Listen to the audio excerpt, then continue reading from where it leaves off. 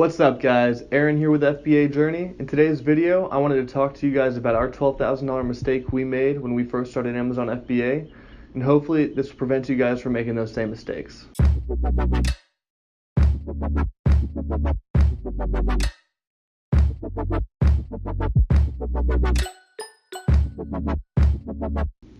Alright guys, so a few months ago, we were projected to make $12,000 revenue in just 1 month of sales, which for us was huge at the time.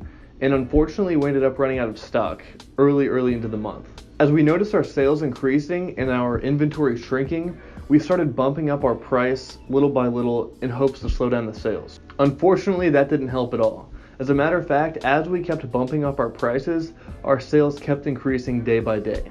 As a matter of fact, I think we hit 20 sales in one day off of one product, and that was after increasing our price by almost $10. So bumping up your price won't always work, but it's definitely smart when trying to slow down your sales.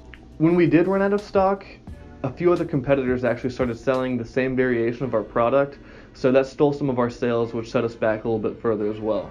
Running out of stock causes a handful of issues, but one of the most detrimental things was it was a complete waste of our PPC campaign. We put a lot of money into our PPC campaign when we launched this product, and we managed to get ranked pretty much almost first organically on the first page, which was great. But when we ran out of stock, it pretty much wasted all of that. And tying into that as well, when we ran out of stock, at first we didn't know we could pause our listing.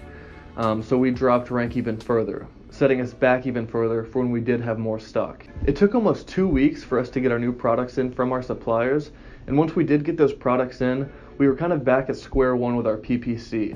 We had to very aggressively price our PPC in order to rank more, which was just more of a profit loss. While this was a huge disappointment, especially early on in Amazon FBA, it was kind of a learning curve. Since then, we don't let our product stock get below 20 to 30% depending on how many units we are selling monthly. And once our stock of that certain product does get down to that 20 to 30% mark, is when we initiate a new order from our suppliers. That 20 to 30% inventory mark is a good time for you guys to put in your new order as well, because it gives your supplier enough time to process the order, produce your products, and ship them to your Amazon FBA warehouse. When putting in our new order, we always like to at least ship one of the cartons as priority mail, so we know that at least some of that inventory will get to the warehouse within a few days, just in case we can't slow down the sales like we want to. If you manage to put in a new order and get at least one of your cartons shipped priority, while your stock is in that 20 to 30% mark, you should be able to get your full inventory in stock before you completely run out of stock. If there's one big takeaway from this video,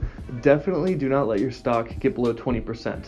Keep it in between that 20 to 30% mark, and then go ahead and put in your new order. One thing we've started to really utilize since this mistake is the days left in inventory feature on the Amazon Seller Central. It gives you a rough estimate of how many days your product has left in inventory, and it pulls that information from your current sales. I hope this kind of gave you guys an idea of what to do and what not to do when selling on Amazon. That's going to wrap it up for this one, guys. Don't make the same $12,000 mistake we made. Learn from our mistakes, and as always, stay focused, keep selling, and we'll see you next time.